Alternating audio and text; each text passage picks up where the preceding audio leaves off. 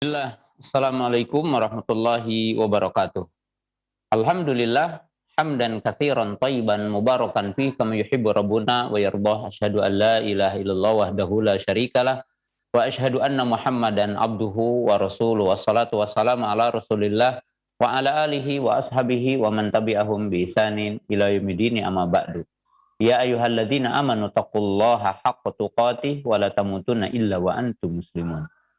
Pemirsa Roja TV yang dimuliakan Allah Subhanahu wa taala dan para pendengar radio Roja di mana saya berada, adalah pada kesempatan siang yang berbahagia ini dengan izin dan qudrat dari Allah Subhanahu wa taala kita dapat berjumpa kembali dalam kajian kitab Sahih Bukhari, yaitu pembahasan akhir dari kitab Sahih Bukhari, yaitu kitab tauhid, yaitu hal-hal yang berkaitan dengan masalah akidah, tentunya masalah tauhid dan apa-apa yang wajib kita yakini tentang masalah keimanan. Kita masih membahas bab yang kedua dari kitab Sahih Bukhari. Ya, untuk pemirsa yang dimuliakan Allah Subhanahu wa taala, walaupun tentunya kita berada di waktu yang tentunya siang ya, yang keumuman kita mungkin beristirahat, tetapi kita dalam membahas, Masya Allah, kitab Sahih Bukhari ini di waktu yang kita perlu berjihad ya, untuk kita bisa memahami tentang apa yang kita akan bahas dari kitab Sahih Bukhari ini. Dan tentunya kitab Sahih Bukhari yang kita bahas ini adalah hal yang berkaitan dengan masalah tauhid, dan yang sedang kita bahas setelah kita menjelaskan poin pembahasan tentang tauhid uluhiyah di pembahasan-pembahasan yang telah lalu. Nah, sekarang kita membahas tentang tauhid berkaitan dengan nama-nama dan sifat Allah Subhanahu wa taala. Nah, kita akan membahas kembali, kemarin udah membahas sekilas tentang bab yang kedua, yaitu babu qaulih ta'ala qulinullaha awinur rahmana ayyama tad'una falahul asmaul husna. Kaum muslimin, pemirsa yang dimuliakan Allah Subhanahu wa taala, ayat yang dibawakan oleh Imam Bukhari rahimahullahu taala yaitu surah Al-Isra, yaitu surah yang ke-17 pada ayat yang ke-110. Di ayat yang ke-110. Apa yang kita bahas tentang nama-nama dan sifat Allah Subhanahu wa taala, kita senantiasa mengulangi kembali bahwa beriman kepada Allah Ta'ala mencakup 4 poin utama rukunnya: iman kepada adanya Allah, iman kepada rububiyah Allah, iman kepada uluhiyah Allah, dan iman kepada nama-nama dan sifat Allah Subhanahu wa taala. Jadi beriman kepada Allah Subhanahu wa taala mewajibkan kita beriman kepada nama-nama dan sifat-sifatnya. Artinya kita meyakini bahwa Allah memiliki nama-nama yang dikenal dengan al-asmaul husna, nama-nama yang baik, nama-nama yang sempurna. Dan kita meyakini bahwa Allah itu memiliki sifat-sifat. Jadi Allah Ta'ala memiliki sifat-sifat. Ya. Yang telah kita bahas di sini bahwa dalam 2 ayat ini Allah menetapkan 2 nama, yaitu nama Allah, kemudian nama Ar-Rahman. Nama Ar-Rahman. Di dalam asbabun nuzul ayat ini, bahwa orang-orang musyrikil Quraisy laknatullah di saat itu pernah menggunjing Nabi Shallallahu Alaihi Wasallam karena mereka salah paham bahwa ketika Nabi Shallallahu Alaihi Wasallam mengajak orang-orang kufar Quraisy agar menyembah Allah saja, agar meminta hanya kepada Allah Subhanahu wa taala, kok di situ ya Nabi SAW menyeru dengan nama Ya Allah, Ya Rahman. Ya Allah, Ya Rahman. Jadi mereka mengatakan kita diperintahkan menyembah hanya kepada yang satu, ilah kita adalah satu, yaitu Allah. Kok diserunya dengan 2 gitu. Kan ini seolah-olah kata mereka kontradiktif, jadi bertentangan. Jadi dipanggil Allah, dipanggil Rahman. Maka turunlah ayat ini bahwa kaidah dalam kaidah ahli sunnah kita mengetahui asmaullahi ta'ala a'lamun wa awsaf. Bahwa semua nama Allah itu menunjukkan kepada zat yang satu. Jadi bukan berarti di sini adalah sembahan Allah, kemudian sembahan yang kedua adalah Rahman. Tetapi Rahman adalah nama di antara nama Allah. Jadi ayat ini mengatakan Qulilullah. Katakan wahai Muhammad, serulah Allah. Dan mengatakan ya Allah. Seluruh Allah dengan nama Rahman, yaitu kita mengatakan ya Rahman. Ya. Ayyama tad'una falahul asmaul husna. Dengan nama yang mana saja, jadi dengan nama yang mana saja yang merupakan nama-nama Allah, maka berarti kita menyeru Allah. Ya seperti mungkin kalau kita dalam sisi manusia ada orang ya kunyah, punya lakob, lanihan, punya nama. Nah, dengan yang mana saja ya orang itu dipanggil, maka menyeru nama orang itu, artinya menyeru orang itu. Demikian juga ketika Allah Subhanahu wa taala memiliki nama-nama yang banyak, dan mungkin kita mengenal dengan istilah 99 nama. Di dalam hadis dikatakan innalillahi tis'atan wa tis'ina isman. Sesungguhnya bagi Allah itu ada 99 nama gitu kan. Maka berarti dengan nama yang mana saja, maka berarti kita menyeru zat yang satu, yaitu Allah. Kenapa? Falahu al-asmaul husna. Bagi Allah ada nama-nama yang baik. Nah, itu poin yang pertama yang tentunya kita harus pahami di bab ini. Jadi di bab ini bahwa Allah memiliki nama-nama ya, dan orang mukmin diperintahkan berdoa dengan menyebutkan namanya. Maka dengan nama yang mana saja berarti kita menyeru Allah, yaitu Allah Subhanahu wa taala. Nah, itu pelajaran yang pertama. Pelajaran yang kedua yang harus kita pahami tentunya di poin ini, dan dengan tentunya ada asbabu nuzul yang kita ketahui, bahwa mengingkari salah satu nama di antara nama Allah itu berkonsekuensi seolah-olah kita ya mengingkari seluruh nama. Dengan satu landasan dalil dalam firman Allah Ta'ala, itu dalam surah Al-Baqarah, afatu'minuna bi ba'dil kitabi wa takfuruna bi ba'd. Di mana kita ya tentunya dihitab dengan ayat ini, afatu'minuna bi ba'dil kitabi wa takfuruna bi ba'd. Yang mananya apakah kalian kufur kepada sebagiannya dan beriman kepada sebagiannya.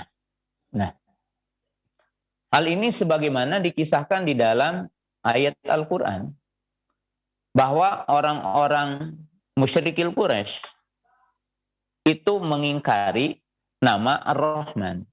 Jadi mereka mengingkari nama Ar-Rahman. Ya. Sebagaimana disebutkan di dalam surah ya Ar-Ra'd ayat 30.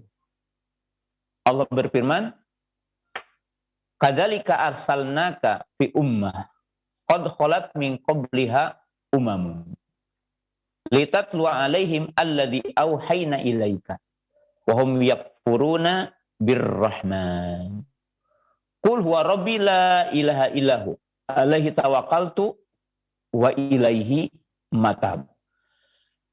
Allah berfirman, dan demikianlah kami mengutusmu wahai Muhammad kepada satu ummah. Dan di sini tentunya ummahnya ya sebenarnya adalah umat semuanya, penduduk bumi, walaupun Nabi SAW berawal dari satu kaum yang dikenal dengan kufar Quraisy dan orang-orang yang ada di sekitarnya di saat itu.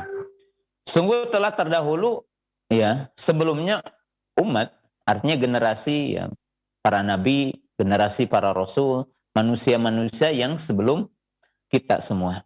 Ya. Litatlu alaihim, supaya engkau membacakan kepada mereka. Jadi Nabi Muhammad SAW bertugas untuk membacakan apa? Kitabullah, untuk membacakan Al-Quran, untuk membacakan wahyu.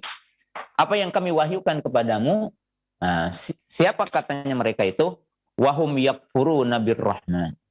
Mereka itu kufur kepada nama Rahman. Nah, seperti saya jelaskan di awal, bahwa orang-orang kufar Quraisy yang menunjukkan pengingkaran kepada nama Rahman, itu juga dibuktikan ketika terjadinya perdamaian Hudaybiyah. Jadi ketika terjadi perdamaian Hudaybiyah, kemudian Nabi SAW menyuruh kepada katib, sebagaimana disebutkan dalam hadis Miswar ibnu Mahromah radhiyallahu ta'ala anhu, wahai katib, wahai sekretaris, tulis Bismillahirrahmanirrahim. Jadi menulis basmalah. Kemudian di situ ada juga kalimat Muhammad ibnu Abdullah Rasulullah. Tapi orang-orang kufar Quraisy itu mengingkari dua nama. Artinya mengingkari dua perkara. Pertama, ingin menghapus ya kalimat basmalah karena ada nama Rahman. Kemudian yang kedua, mereka menghapus kata-kata Rasulullah. Dan waktu itu tentunya Nabi Shallallahu Alaihi Wasallam tanazul itu ya dalam perdamaian itu beliau ya menyetujui, bukan berarti membenarkan, tetapi ya kondisinya seperti itu, maka Nabi SAW menyuruh untuk menghapusnya. Dan disebutkan dalam ayat yang lain, yaitu pada surah Al-Furqan ayat 60, juga dikatakan, wa idza qila lahum usjudu lirrahman qalu wa marrahman. Dan apabila dikatakan kepada mereka, sujudlah kepada Ar-Rahman, maka mereka bertanya, qalu wa marrahman, apa itu Rahman? Nah, maka Imam Bukhari mencantumkan ayat ini dalam bab awal tentang nama dan sifat, itu untuk menjelaskan juga satu kaidah, wajibnya kita mengimani kepada seluruh nama-nama Allah. Jadi wajibnya kita mengimani kepada seluruh nama-nama Allah. Ya. Dan mengingkari salah satu nama yang telah jelas dalilnya, ya, dan telah disepakati dalilnya, kecuali kalau ada ayat atau ada hadis umpamanya yang ada ikhtilaf. Ada yang mengatakan sahih, akan mengatakan dhaif, maka tidak kepada definitif yang kita katakan sampai kafir ketika orang tidak menetapkannya. Tapi di sini adalah kaidahnya apabila telah jelas dalilnya dari Quran dan telah disepakati bahwa itu adalah ayat di antara ayat Allah yang menunjukkan kepada nama Allah, lalu mengingkari salah satu di antara yang ditetapkan itu, maka itu sama mengingkari semuanya. Yaitu kepada kaidah tadi, apa tu'minu nabi ba'dil kitabi wa takfuru nabi ba'd. Nah, ini adalah poin yang kedua yang merupakan landasan tentang iman kepada nama-nama Allah Ta'ala. Yang ketiga, yang tentunya wajib kita pahami di sini, bahwa ya nama-nama Allah itu menunjukkan kepada sifatnya. Ya, yang dalam kaidah kita tadi, asma'ullahi ta'ala a'lamun wa awsaf. Jadi, asma'ullahi ta'ala a'lamun wa awsaf. A'lamun lidilalatiha ala dzat. Jadi semua nama Allah alam sebagai nama. Ya, jadi setiap nama Allah menunjukkan kepada nama yang satu, yaitu Allah. Ya. Maka di sini dikatakan semua nama Allah mutaradifah dari sisi menunjukkan kepada zat yang satu adalah Allah. Maka tatkala kita menyeru Allah dengan nama yang mana saja, maka itu berarti menyeru zat yang satu adalah Allah dengan ayat yang tadi, falahu al-asmaul husna. Ayyamma tad'una falahu al-asmaul husna. Tapi yang kedua, bahwa setiap nama mengandung sifat yang dikandung dalam setiap nama itu. Jadi setiap nama mengandung sifat yang tentunya berbeda dari setiap nama itu, ditinjau dari sisi menunjukkan kepada sifatnya. Nah, kalau kita beri contoh yang kemarin kita beri contoh, yaitu sifat umpamanya nama Al-Alim, As-Sami, Al-Basir, ya, kemudian Ar-Rahman, kemudian Al-Ghafur. Katakanlah ini adalah 5. Maka yang 5 ini menunjukkan kepada zat yang satu, yaitu Allah. Jadi yang dinamai dengan Alim, ya Allah. Yang dinamai dengan Sami adalah Allah. Yang dinamai dengan Al-Basir adalah Allah. Yang dinamai dengan Rahman adalah Allah. Yang dinamai dengan Al-Ghafur adalah Allah. Tapi setiap nama ini mengandung sifat yang berbeda. Nama Al-Alim menetapkan sifat ilmu, yaitu ilmu yang kamil. Ya.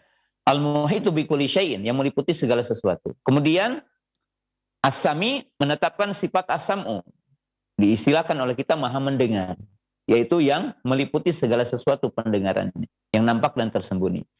Kemudian Al-Basir menetapkan sifat basar, yang diterjemahkan dalam bahasa kita Allah maha melihat, yaitu yang meliputi segala sesuatu, tidak terhalang dengan sesuatu apapun. Kemudian Ar-Rahman menetapkan sifat rahmah, yang sedang kita bahas ini, sifat rahmah yang kita akan bahas sekarang, sifat rahmah. Ya, yaitu rahmatul wasi'ah, yaitu rahmat yang luas, meliputi segala sesuatu. Kemudian nama Al-Ghafur menetapkan sifat maghfirah. Maka ditinjau dari sisi sifat dari setiap nama itu mutabayinah. Apa yang dimaksud dengan mutabayinah? Di mana setiap nama itu menunjukkan kepada sifat yang dikandungnya, yang berbeda satu dengan yang lainnya. Dalam arti As-Sami bukan Basir, ya, Al-Basir bukan Alim, dari sisi menunjukkan kepada sifatnya. Ya. Jadi setiap nama mengandung sifat. Dan di sini kita mengetahui perbedaan antara nama yang dinisbatkan kepada Allah dan nama yang dinisbatkan kepada makhluk, yaitu selain Allah, kepada kita. Ya. Kalau kita memiliki nama, maka tidak mesti nama menunjukkan sifat kita. Ya, sebagaimana kita tahu, mungkin ada nama orang ajiz, tapi orangnya lemah. Ada orang namanya hakim, tetapi dolim. Ya. Ada nama umpamanya alim, ternyata orangnya bodoh, gitu kan? Artinya jahil. Ya, itu tidak selalu nama yang ada pada diri makhluk itu mengandung sifat seperti nama itu. Tetapi untuk Allah, semua nama itu menunjukkan kepada sifat. Maka dikatakan husna. Kenapa dikatakan husna? Yaitu li'annaha mutabamminatun lisifatin kamilah lanaqsu biwajhin minal wujuh kama qararahu al ulama. Jadi setiap nama Allah itu menunjukkan kepada sifat yang sempurna, yang tidak mengandung kekurangan dari satu sisi pun. Ya, dari satu sisi pun tidak mengandung kekurangan. Itu adalah nama Allah. Dalam arti, setiap kita menetapkan nama, maka punya konsekuensi juga menetapkan sifat yang dikandungnya. Karena tidak dikatakan husna kalau tidak mengandung sifat. Itu poin yang ketiga. Nah, poin yang ketiga dari pembahasan ini. Nah, poin yang keempat dari judul bab ini, karena ini adalah merupakan kerangka umum dulu, ya, bahwa Imam Bukhari membawakan sejumlah hadis di situ.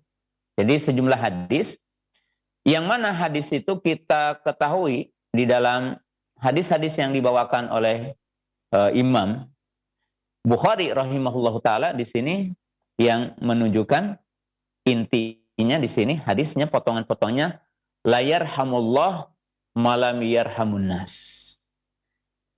Irham al firadi yarhamukum man fis sama. Nah, di sini kita ketahui bahwa sifat rahmah, jadi sifat rahmah itu dinamakan dengan sifat mustarakah. Jadi sifat rahmah adalah sifat mustarakah. Apa yang dimaksud dengan sifat mustarakah? Itu sifat yang dinisbatkan kepada Allah, tetapi juga dinisbatkan kepada makhluk. Allah disifati dengan sifat rahmah, dan makhluk pun disifati dengan sifat rahmah. Perhatikan di sini, dan dengarkan dengan seksama. Dan tidak boleh terpotong mendengarnya di sini. Ya, kita tahu bahwa Allah disifati dengan sifat rahmah. Ya, dan Allah dinamai dengan nama Rahman, Rahim, ya. Dalam Al-Quran, Alhamdulillahi Rabbil Alamin, Ar-Rahmanir Rahim, Bismillahirrahmanirrahim, dan ayat-ayat yang begitu banyak. Ya. Kemudian juga Allah disifati dengan sifat rahmah, dengan dikatakan Dur-Rahmah, Maha Pengasih. Ya. Nah, di sini kita ketahui bahwa Allah Subhanahu wa taala itu disifati dengan rahmah. Demikian juga makhluk, dan makhluk pun disifati dengan sifat apa? Rahmah. Jadi manusia disifati dengan sifat kasih sayang dan Allah disifati dengan sifat kasih sayang. Itu dalam terjemahan bahasa Indonesianya. Rahmah itu yang artinya adalah ya memberikan rahmat kepada hambanya. Nah, kita pahami di sini, perhatikan tadi. Nah, tapi kaum muslimin, pemirsa yang dirahmati Allah Ta'ala, di sini ada satu kaidah, yang kaidah-kaidahnya memang perlu dihafal. Yaitu apa? Al-ishtiraku fil asma la yastalzimu al-ishtiraku fil musammiyat atau fil haqiqah. Ya. Sama dalam penyebutan, ya, sama dalam penyebutan nama, itu tidak mesti sama dalam hakikatnya. Dalam arti kalau Allah disifati dengan rahmat dan makhluk disifati dengan rahmat, maka tidak mesti sama. Kenapa? Karena Allah Subhanahu wa taala telah memberikan penjelasan dalam Al-Qur'an, dan ini ayat yang paling harus dihafal oleh setiap ahli sunnah. Laisa kamislihi syai'un wa huwas sami'u al-basiru.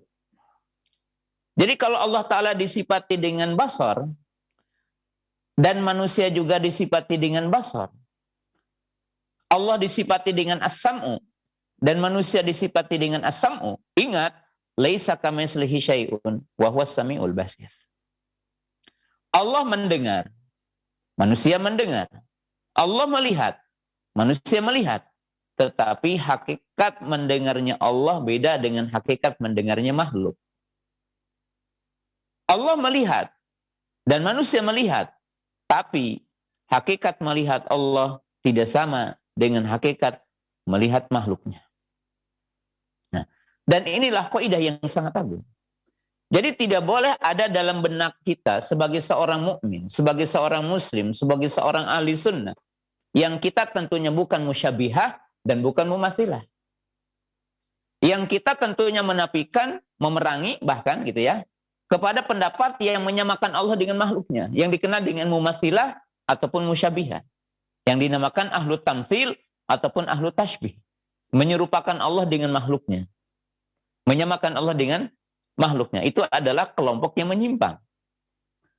Maka ahli sunnah meyakini sifat yang dinisbatkan kepada Allah itu beda dengan sifat yang dinisbatkan kepada manusia, makhluk, walaupun namanya sama. Yaitu apa? Kata rahmah. Rahmahnya sama. Ketika dinisbatkan kepada Allah, maka kita katakan hadhihi rahmatullah. Taliku bijalalihi wa azamatihi. Ini rahmat Allah sesuai dengan keagungan dan kebesaran Allah. Dengan rahmat manusia, kita mengetahui rahmatullah wasi'ah. Rahmatul makhluk qasirah. Jadi rahmat Allah itu luas, sedangkan rahmat manusia adalah artinya terbatas. Ya, maka dijelaskan apa? Warahmati sabaqat ghadabi, warahmati wasi'at kulla syai'. Jadi rahmatku mendahului murkaku, kata Allah, dan rahmatku meliputi segala sesuatu. Itu adalah rahmat Allah Subhanahu wa taala. Jadi dalam pembahasan kedua, bab kedua ataupun bahasan pertama tentang asma dan sifat, maka mu'alif mengajari kita satu kaidah yang sangat agung dalam kaidah asma wa sifat, bahwa mengatakan sifat hakikatnya tergantung yang disifatinya. Atau dalam kaidahnya kalau ingin dicatat, hakikatus sifat takhtalifu biikhtilafil mausuf. Bahwa hakikat sifat yang ada pada sesuatu itu akan berbeda-beda hakikatnya tergantung kepada siapa ataupun kepada siapa itu dinisbatkan sifat itu. Karena hakikat sifat biikhtilafil mausuf. Seperti kita mengetahui apabila ada tabayun, kemudian ada ikhtilaf bainal makhluk wa bainal khaliqi wal makhluk. Kalau kita melihat adanya tabayun, adanya perbedaan, adanya ikhtilaf antara makhluk dengan makhluk. Seperti kita mengatakan tangan manusia, tangan monyet berarti berbeda gitu kan. Kemudian ketika kita mengatakan sesuatu ya, sifat yang dinisbatkan kepada sesama makhluk, ya, kita mengatakan kuwatul fil, kuwatun namal. Ketika kalimat kuwah dinisbatkan kepada gajah, dinisbatkan kepada semut, maka beda. Ya. Gajah itu bisa menarik mobil. Semut itu satu biji nasi itu dibopong oleh beberapa ekor semut. Padahal sama-sama dinamakan kuwah. Kalau antara makhluk dengan makhluk adalah punya perbedaan, maka tidak mesti kalau kita menetapkan sesuatu kepada Allah sama dengan makhluknya.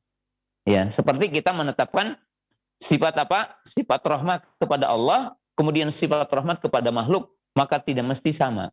Kenapa? Karena sifat rahmat kepada Allah itu berbeda dengan sifat rahmat hakikatnya pada manusia. Yang Allah berkata, laisa kamitslihi syai'un wa huwas samiul basir. Dan ini tentunya kaum muslimin pemirsa yang dirahmati Allah Subhanahu wa taala, hal yang sangat agung untuk dipahami oleh setiap mukmin, ini kaidah. Ya. Maka jamaah yang dirahmati Allah taala, ini menjadi satu kaidah penting untuk semua. Umpamanya yang menjadi perseteruan sebagian sifat. Karena tentunya sifat ini kita ketahui ada sifat dzatiyah, ada sifat fi'liyah. Ya, ada sifat dzatiyah, ada sifat fi'liyah. Ya. Umpamanya berkaitan dengan sifat wajah, ada berkaitan dengan sifat yad yang menjadi tentunya polemik, ya, menjadi perdebatan panjang antara ahli sunnah dengan bukan ahli sunnah. Kenapa orang mengingkari sifat wajah?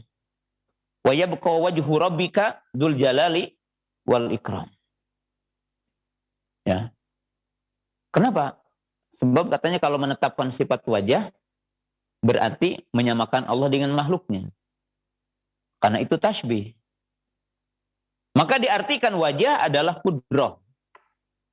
Atau diartikan dengan makna-makna lain. Ya.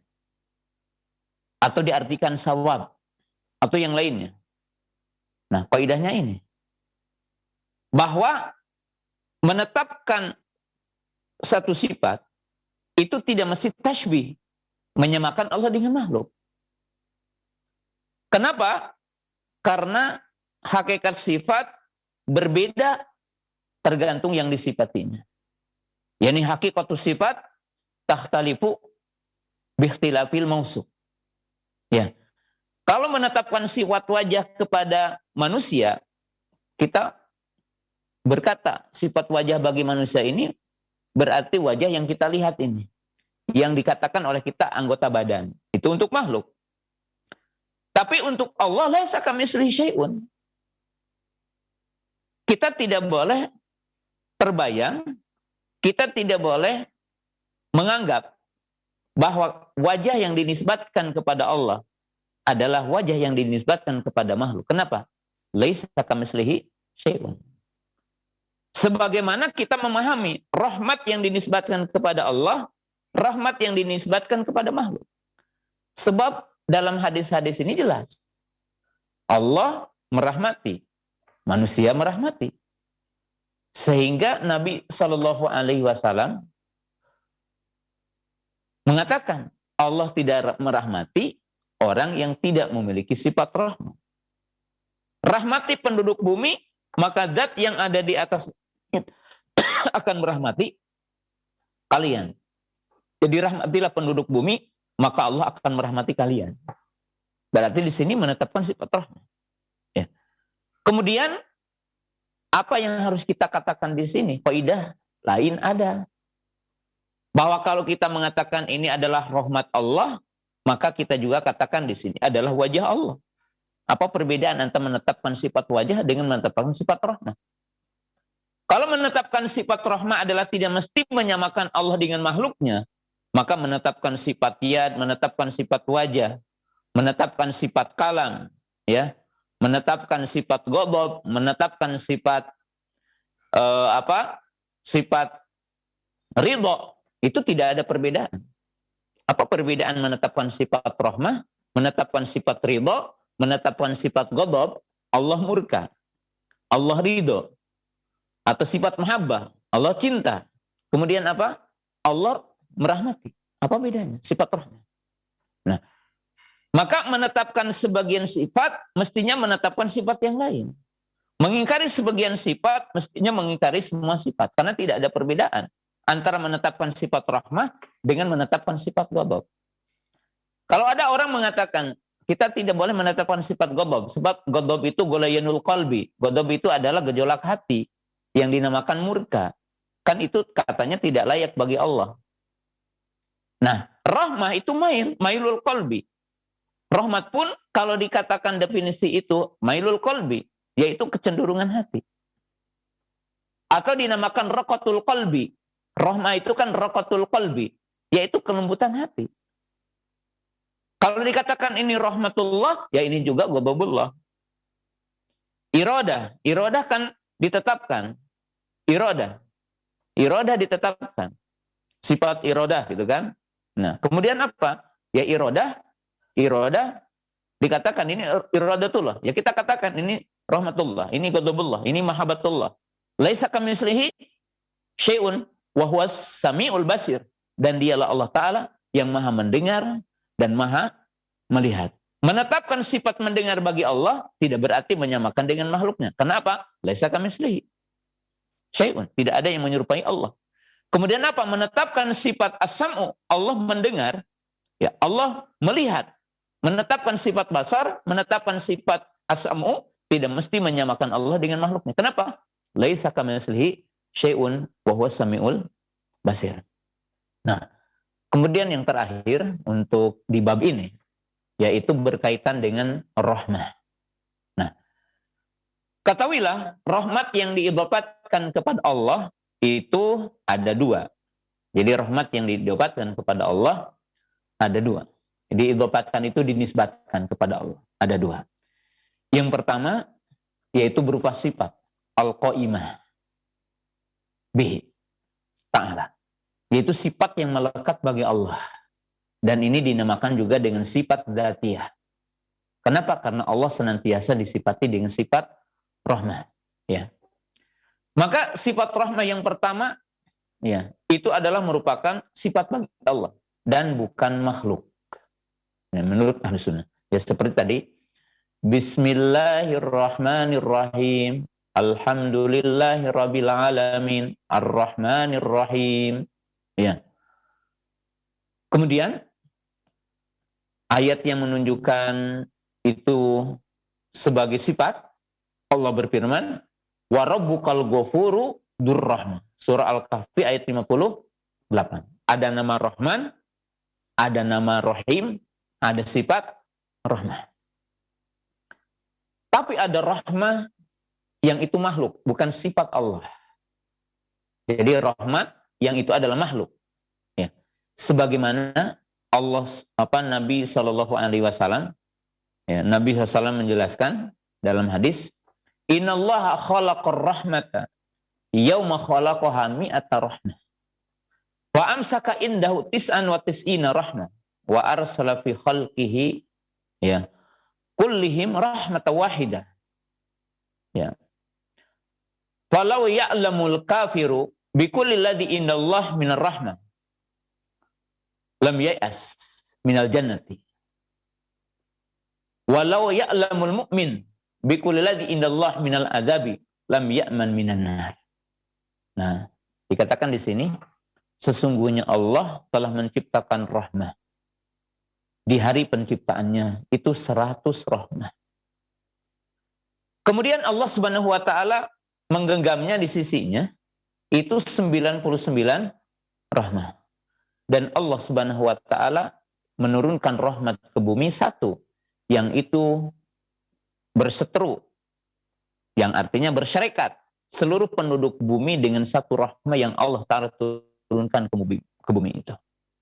Nah, kemudian Nabi SAW mengatakan, kalaulah orang kafir mengetahui ya, tentang apa yang di sisi Allah dari rahmah, mereka tidak akan putus asa untuk mendapatkan surga. Artinya mereka tidak akan menempuh neraka dan mereka akan senantiasa optimis terhadap apa yang ada di surga.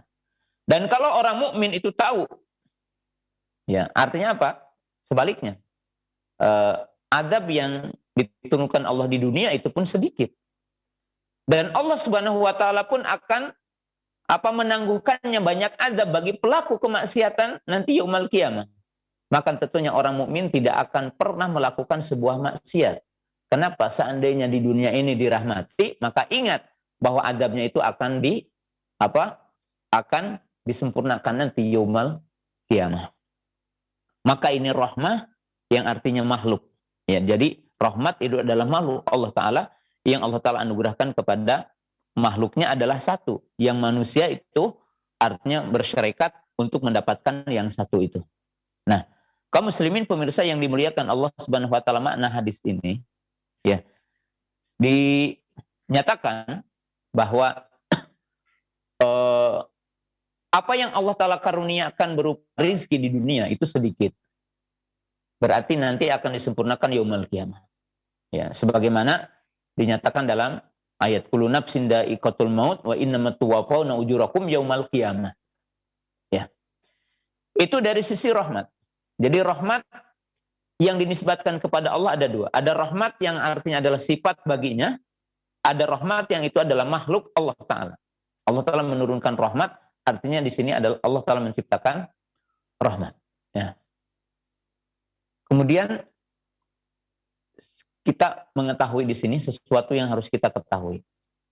Di dalam ayat Al-Quran, nama Allah itu ada Ar-Rahman, ada Ar-Rahim. Jadi ada nama Rahman, ada nama Rahim. Nah, kemudian para ulama membedakan di antara dua nama ini. Jadi membedakan di antara dua nama ini. Ya.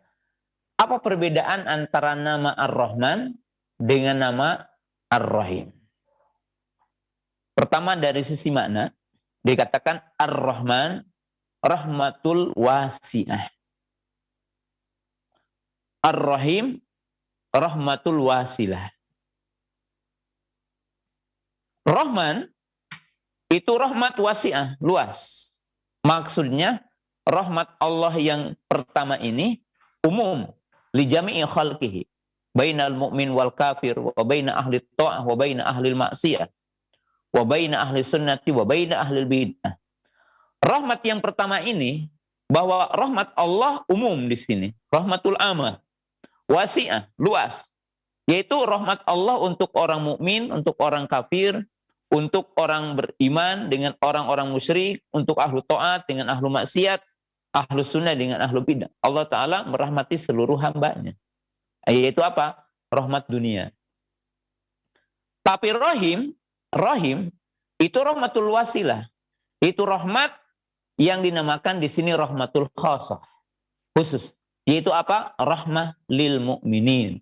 Rahmat lil muwahhidin. Rahmat lil muslimin. Rahmat li ahli ta'ah. Itu rahmat untuk orang beriman. Rahmat untuk ahlu ta'ah. Rahmat untuk orang-orang yang bertakwa. Maka di dalam ayat Al-Quran dikatakan wa kana bil mu'minina rahimah. Tidak disebutkan wa kana bil mu'minina rahmana, tetapi wa kana bil mu'minina rahimah. Nah, ini dari sisi perbedaan di antara keduanya. Kemudian dari sisi lain, para ulama mengatakan bahwa nama Allah pun ada dua. Ada nama mustarokah, artinya nama yang berserikat, boleh diberikan untuk manusia. Ada juga nama yang mukhtasar, khusus bagi Allah. Nama Ar-Rahman itu wajan fu'la, wajan mubalaghah, yang menunjukkan itu hanya untuk Allah. Ya, tidak seyogianya nama dikatakan Rahman, gitu ya. Tapi Rahim di sini adalah nama yang mustarokah. Orang boleh dinamai dengan Rahim. Ya, dinamai dengan Rahim. Itu di antara perbedaan di antara keduanya. Jadi di antara keduanya. Kemudian kaum muslimin, pemirsa yang dirahmati Allah Subhanahu wa taala, jadi pelajaran yang paling berharga di bab ini yang dimaukan oleh Imam Bukhari bahwa satu hal yang sangat penting yang tadi sudah disampaikan, bahwa menetapkan sifat bagi Allah, kemudian menetapkan sifat bagi manusia, itu tentunya ada nama sifat yang dinamakan dengan istilah sifat musyarakah. Tapi sama dalam nama, tidak mesti sama dalam hakikatnya. Sama dalam penyebutan sifat, tidak mesti sama dalam hakikat sifatnya. Kenapa? Karena setiap sifat akan memiliki makna yang berbeda dari sesuatu yang disifatinya. Rahmat yang dinisbatkan kepada Allah beda dengan rahmat yang dinisbatkan kepada makhluk. Kenapa? Karena zat Allah maha sempurna, zat manusia tidak sempurna. Maka perbedaan dalam zat akan terjadi juga perbedaan dalam sifat. Karena setiap sifat itu akan berbeda hakikatnya tergantung yang dinisbatkan kepadanya. Istilah kita atau istilah ahli sunnah yaitu hakikatus sifat takhtalifu hakikatuha bikhtilafil mausuf. Hakikat sifat akan berbeda tergantung yang disifatinya. Nah, kemudian kaum muslimin, pemirsa yang dirahmati Allah Ta'ala, ya. Di sini ada pelajaran terakhir. Ya. Itu apa? Antara mengingkari nama dengan mengingkari sifat. Jadi mengingkari nama, mengingkari sifat. Maka kedua-duanya dinamakan mulhid dalam istilah masalah ini. Ilhad fi asma'illah. Ilhad yaitu condong dari hak. Al-mail anil hak. Yaitu condong dari yang semestinya kepada yang menyimpang. Ya. Di sini, kalau orang mengingkari nama Rahman, ada orang menetapkan nama Rahman, tapi tidak menetapkan sifatnya. Ya. Allah memiliki nama Rahman, tetapi mengingkari sifat Rahman. Gimana? Ya, tidak boleh. Kenapa? Karena Allah Ta'ala telah mengatakan tadi, Dur-Rahman. Dur-Rahman. Jadi Allah Ta'ala yang maha rahman. Maka di sini artinya wajib menetapkan nama, berikut menetapkan sifatnya. Nah, dan ini pelajaran yang sangat berharga. Nah, kita tambah dulu dengan bab berikutnya. Qala Imamul Bukhari rahimahullahu ta'ala. Ya. Di sini bab yang berikutnya. Jadi bab yang berikutnya, bab yang setelahnya, itu bab yang ketiga. Ya.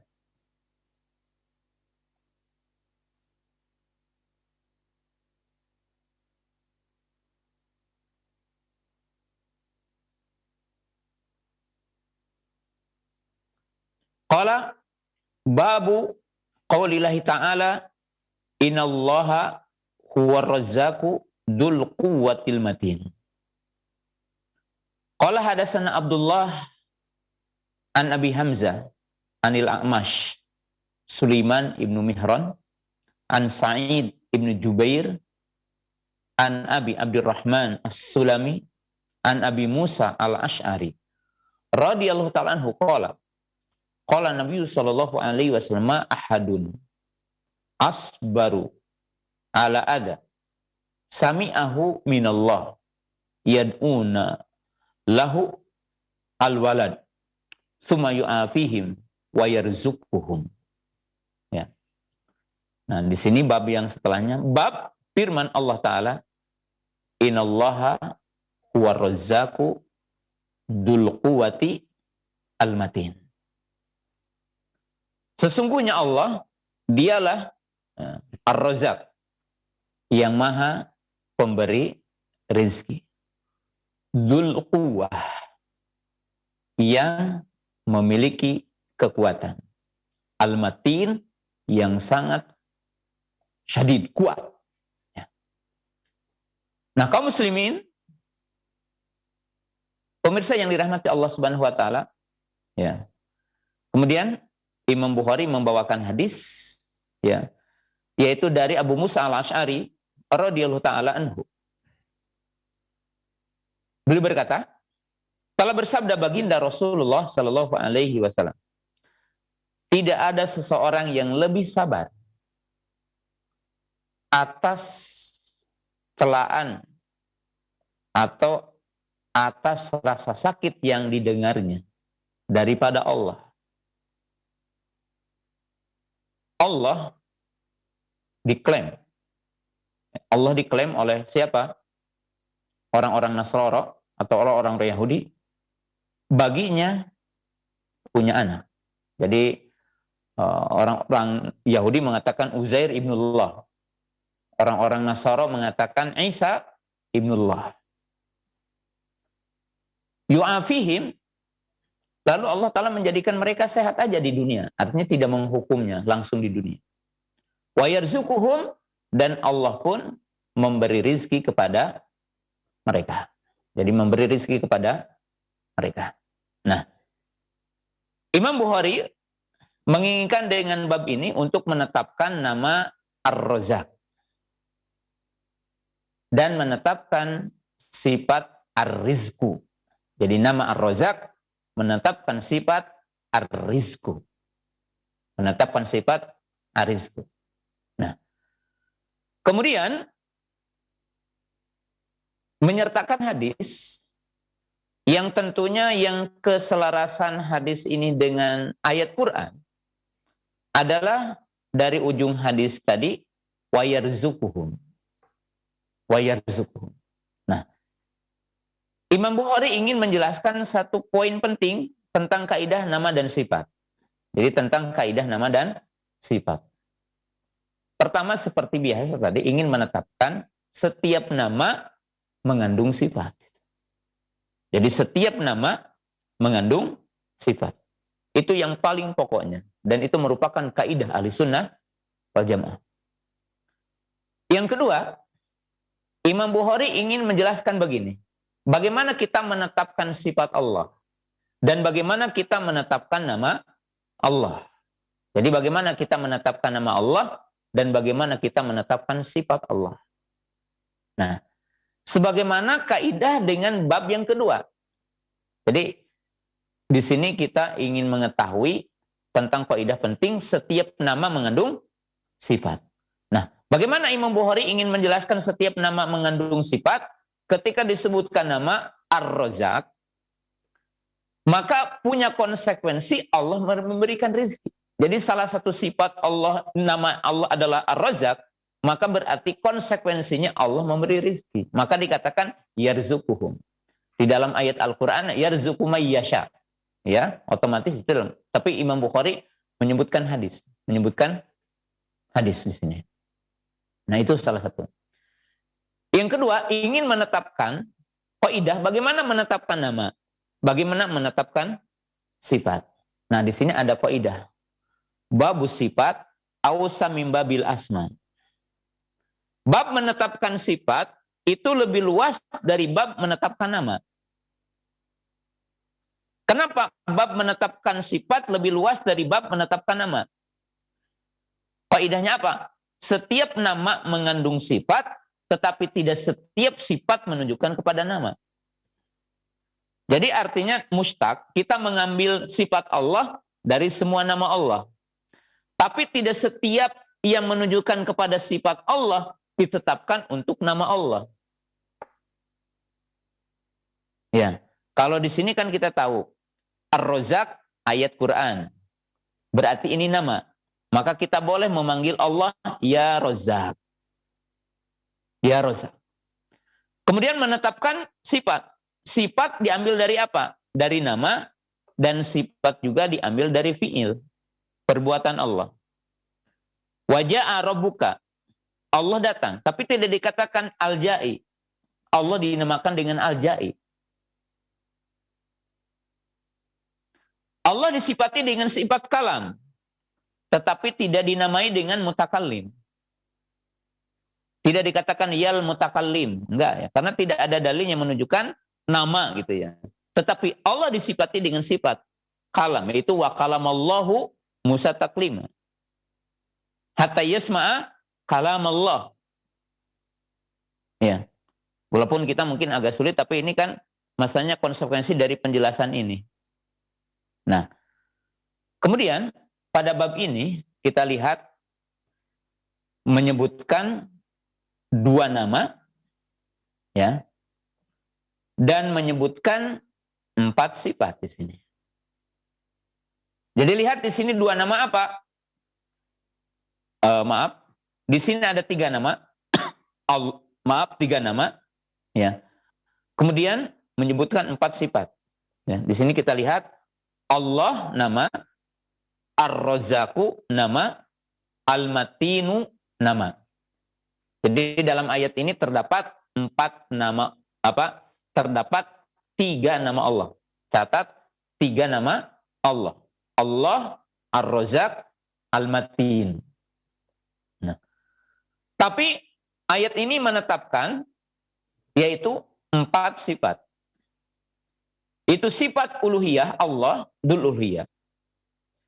Kemudian sifat ar-rizku. Yaitu apa? Sifat ar-rizku. Ya. Sifat apa? Ar-rizku. Kemudian apa? Sifat al-quwah. Jadi sifat apa? Al-quwah. Ya. Kemudian sifat yang keempatnya adalah al-matana. Jadi berarti di sini 4 sifat. Ya. Di antara sifat-sifat yang terdapat di dalam ini. Nah, maka di sini kita ketahui, ya, setiap nama mengandung sifat, tetapi tidak setiap sifat menunjukkan kepada nama. Ya. Kemudian di sini dikatakan sifat al-quwah, dzul quwwah. Kemudian ada sifat kudrah. Apa bedanya al-quwah wal kudrah? Apakah sama al-quwah dengan kudrah? Maka yang benar tidak sama. Quwah dengan kudrah adalah beda. Ya. Maka dikatakan al-quwah hiyal fi'lu bila dha'fin. Quwah itu perbuatan yang tidak pernah lemah. Jadi kalau orang punya kekuatan dan kekuatan itu sempurna, maka kalau kerja tidak lemas. Dan Allah disifati dengan sifat quwah, di mana Allah berbuat dan tidak pernah lemah. Dalam ayat dikatakan wa ma masahu min lugub. Ya. Sedangkan kudrah adalah al-fi'lu bila ajiz. Kudrah itu perbuatan yang tidak pernah tidak bisa.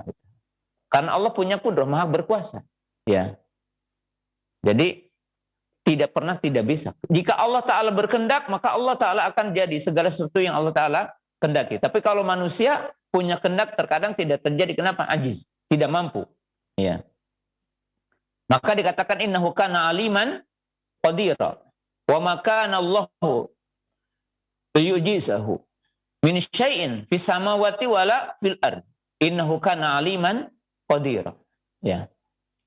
Kemudian di sini mana yang lebih sempurna, kudrah ataupun quwah? Maka dikatakan bahwa al-quwah akmal minal kudrah. Nah, kemudian di sini al-matin yaitu apa? Asyadid. Yani syadidul quwah. Asyadidul quwah. Ya. Kemudian mu'allif rahimahullah taala membawakan hadis, ya. Di sini dikatakan tidak ada yang lebih sabar, ya, atas sesuatu yang menyakitkan. Jadi ada itu menyakitkan yang didengarnya, ya, seperti celaan, gunjingan daripada Allah. Nah, maka Allah Subhanahu wa taala, ya, disakiti oleh makhluk sebagaimana disebutkan dalam surah apa? Ya. Di dalam surah Al-Fajr.